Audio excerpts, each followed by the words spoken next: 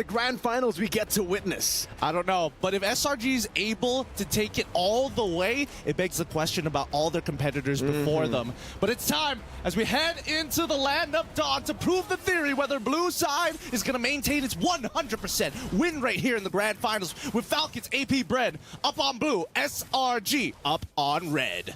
Let's take a look at this composition, right? The Alpha. I think it's going to be very, very good, especially in the early game. It's really all going to come down to how they can shut down the Fanny. I think it's a similar vision for SRG that Falcons AP Brand had in the previous game, which was go and invade purple buff number 2. Try to just take the purple buff away from the Fanny. And that's what Athamas does find a lot of pressure here. But honestly, when it comes towards, the later stage of the game, I don't know how the Samus will play out against, the Harris, the Alphas, where they're going to be able to actually kind of burst him down. And the Vengeance won't really have the same effect as it did for Falcons AP Brand like it did back in game number 2 for SRG. No, I can agree with the sentiment here, but I think, especially when you do have the Thamus, it kind of opts to tell you, like, I want to have some form of control and dueling power. Oh, God. This is it. The Spear of Alpha straight into under the turret skies. Finds first blood again. Calteezy, though, looking for the trade back. Cram under turret, able to flicker out. Skies in the bush. And Calteezy will be able to escape for now. Earth Shatter, flicker onward. Combo together. Kyle gets the response. They should have been a little bit more decisive on that one. Do you back away or do you just hold your recall? I mean, you're basically dead anyways, but at least they got the flicker out of Ogwin. It's 1-1 in terms of kill score. Everybody's just fighting back for that lead, but this allows Flapteezy to actually try and recover in his lane. He's going to freeze it right underneath his turret, and that's just great for him because as soon as he hits level 4, he's going to be a problem.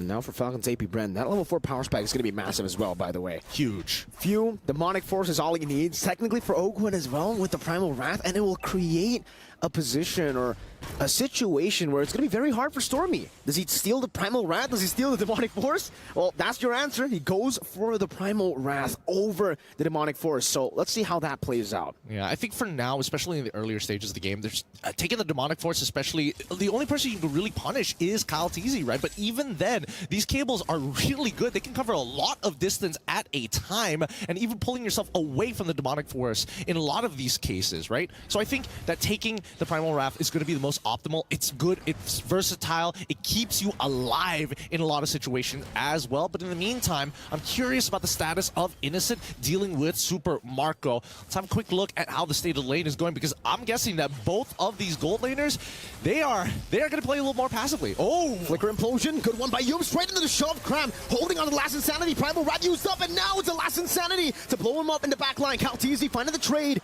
and it's going to be 1-for-1 right now. XP traded for Rome. Flapteezy, no vengeance on him. Good Terrify from Stormy, forcing out a Demonic Force from Few. And just like that, SRG, they're playing their cards really, really well. Now with the cooldown on the Demonic Force, no resets, they should be able to take the turtle for free.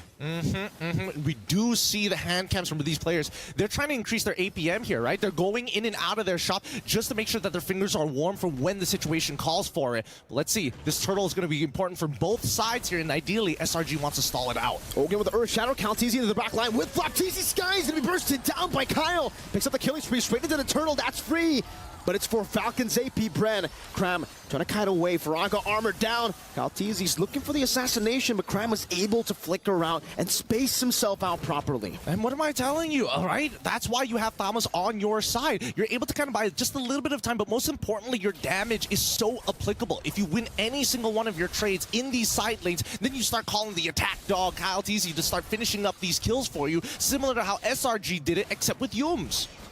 Slowly but surely for Falcons AP Brand, that's always been the way they take their games, at least the winning games, right? It's all about building the gold lead very steadily, utilizing the macro advantage, and then suddenly going for a big team fight with that power spike hitting. Well, regardless, at this point, I think that even between Calteezy and as well as Sakai, if you look at the gold in favor of Calteezy, a slight EXP lead for Sakai, and that's going to change very quickly since there's plenty of camps up still left for Kyle. By the way, I didn't really notice this at the start of the game, but it fused on Brave Smite on the Phobius. So I would say it's an interesting emblem to take, right? Because usually would maybe want to go for Impure Rage, try to get more mana, stuff like that, all about sustain. Calteezy wants to go for the assassination, though, finds it in the bottom lane. Xborg Usually you can sustain, usually you can get out, but FlapTeasy's just munching on that Faraga armor. I mean, when you get ganked 3 times like that, you know, how many times has he been canceled a recall? How many times has he had to sacrifice himself and trade down against Falcon's AP Brand? And to answer your question, why few decided to go for Braveswine is because he bought first item Gleaming Gem, right? Every single time he gets a level, he's going to be able to get some mana as well as HP. Speaking of which, Ogwen. Good shove down. Ogwen forced to use the Primal Wrath. Oh, baits out the implosion too. Oh no. Is this a dive angle? They know that Harith doesn't have the Zaman Force. For now, not yet. I think, all right, at this point of time, right, if we are really thinking hard about this, I think that Falcon's AP Brand are in a much better position than SRG. They know that a majority of the ults are down, so whoever's low, quickly reset, come back. We need to do this fight. We need to potentially have a fight, but at the very least, blitz down this turtle. You can see Flap's damage there, zoning Yums away. And you can see for Selangor Red Giants, they know that there is no way they can contest for this turtle, not with their HP bars. And they'll decide to back away. Just deja vu to game 1, game 2, where they had to come back in the game. Innocent going to be engaged on, forcing the Zaman Force out. But Innocent is able to space out in a way where if you can't really go for the chase, it'll be too greedy to do so. Cram in the mid lane, just poking Ogwen down. Well, they're going to take their time with the skin. FCAP, they've been like slowing things down a lot. Ooh, Thunderbelt first item coming in from FlapTeasy just to make sure that it's like, oh no, I'm not trying to War Axe, I'm trying to get real tanky so that at least even in the late game, I have some form of relevance there. Now he's opting to build a War Axe, but he's going to take some time with this, right? At the end of the day, the most important ones are the insurance policies, and that's going to be in their gold laters. I'm seeing Super Marco and as well as Innocent both contesting pretty heavily, but it's going to be Super Marco who has the lead for now. Skies there, Spear of Alpha, able to catch him, but Kyle still has the energy, has the purple buff to escape. We got a game fact, but hold out, FlapTeasy going in, forcing Yums to shove back. Well, game fact here. We were always talking about blue side being the heavily favored side. Wait, no, they're fine. Okay, blue side being the heavily favored side, but honestly, in this grand finals, 100%, but overall, 60.44% win rate overall in 91 games, and that's a lot of data that we're working with. It just goes to show, man, if Falcon's AP Brand win, it's to be expected. It's the pattern of even the MPO regions. Blue side has just been such a dominant force, and I guess with the patch, even more so. FlapTeasy and Ogwen, though, again, really trying to control the enemy jungle. FlapTeasy is trying to maybe even invade some of the creeps here. Cram, going for the poke. Ogwen able to onward defensively. Falcon's AP Brand no better than to go for the fight. They know that they have an advantage now with the Fanny to clear out the side waves, to actually shove it and force SRG to lose some XP and gold. I totally agree with you here. I mean, look at how shoved up the waves down on that bottom side, right? And at this point, Falcon's AP Brand can keep on doing this. Keep stretching Selangor Red Giants, start taking away their tier 1s, but most importantly, with the attention being pulled elsewhere, this purple buff for FlapTeasy is always free. It's not being taken away from him just yet. Ooh, Cram. Faraga armor completely demolished there. The shove back, FlapTeasy still with a vengeance. And now it's going to be FlapTeasy jumping to the back line. Stormy trying to go for the Terrify, gets absolutely obliterated. Few in the midst of it all, still able to get the demonic force, but Cram melts him down with the fire. Oh, for now, good peel, but at the same time, they are still trading 1-for-1. We haven't seen a positive trade from Selangor Red Giants in the past 8 minutes or so. And until we do see that trade happen, I think that, you know, they're going to take their time once again. The scaling on Innocent especially, they need him to have that Holy Crystal have some relevant damage in this game. Because so far, FlapTeasy, he's having the time of his life, right? He's playing a completely separate game while SRG are scrambling to figure out how we close down on this 4K deficit. It's going to be very, very hard for SRG, but really it's all about...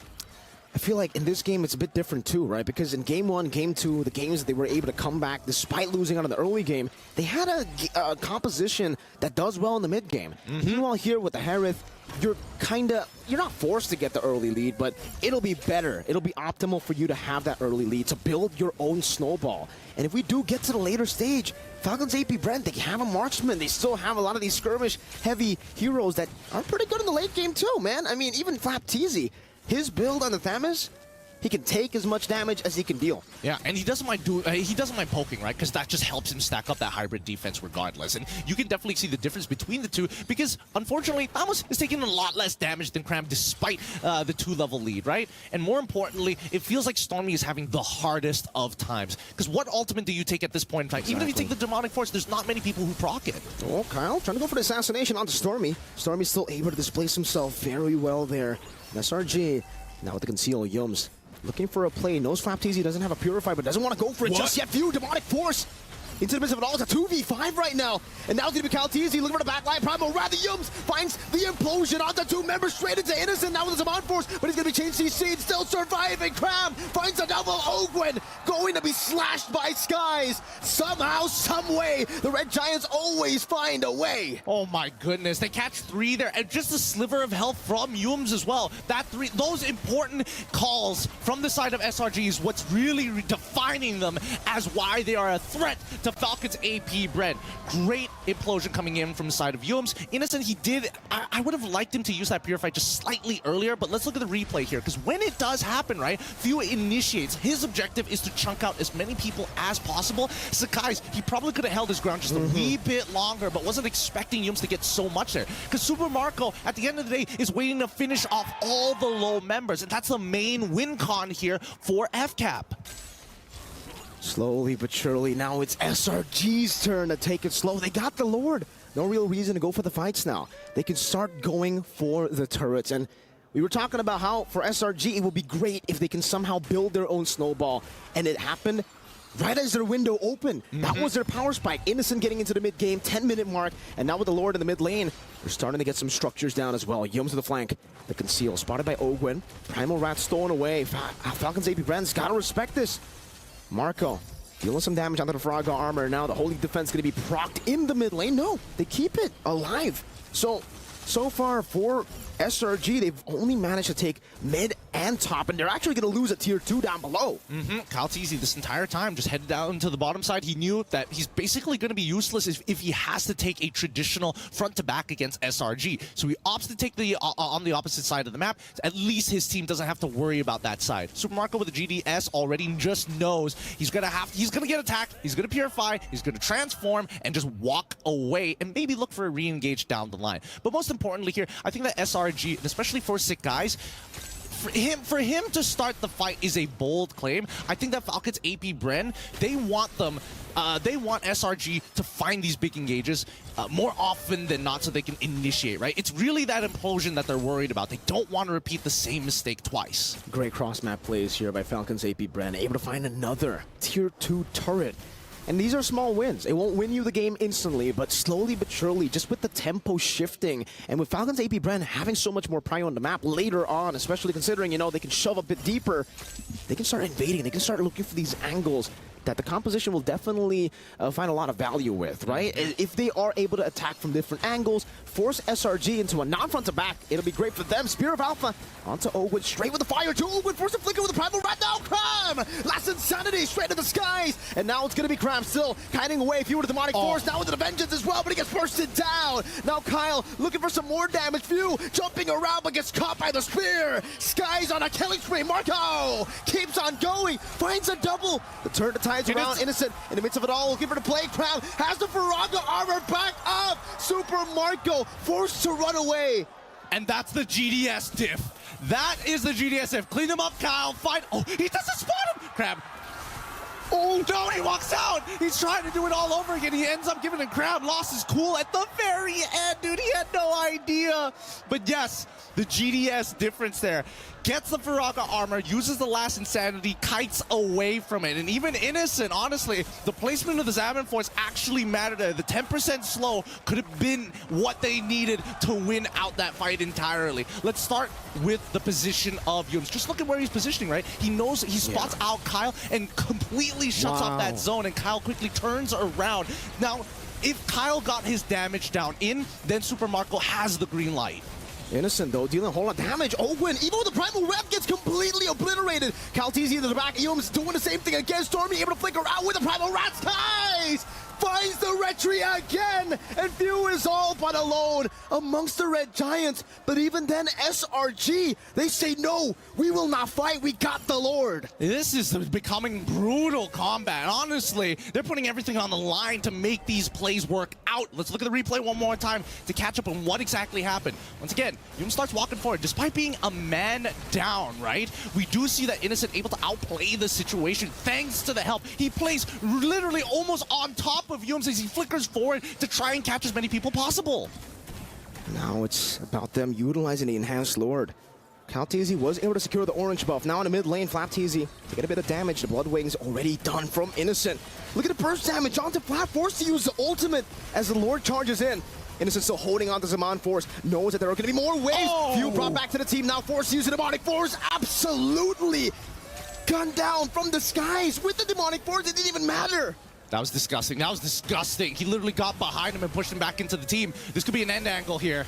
Oh, Gwen, Earthshatter not connecting. Now the Spear of Alpha from Skies, unable to connect. It seems they are struggling. Calteezy gets bursted down right as he cables in. The base wide open. Selangor Red Giants take match point. They're the first to touch it. MY, 3-game win so far in this best of 7. They need one more to get the title here. All smiles on their faces, but oh my goodness, nobody would have expected it to be in this fashion. SRG find themselves in the lead. They were looking up the whole time, but they forgot they were giants. They could stand toe-to-toe even with the Falcons. It feels like every moment passing for SRG, the momentum is driven behind them. They're motivated, they are young, they're hot-blooded, but most importantly, they're standing taller and taller each game. Falcons AP Bren truly have a competitor. For the first time in this tournament, Falcons AP Bren are the ones behind. With that being said, analysts, please break this game down.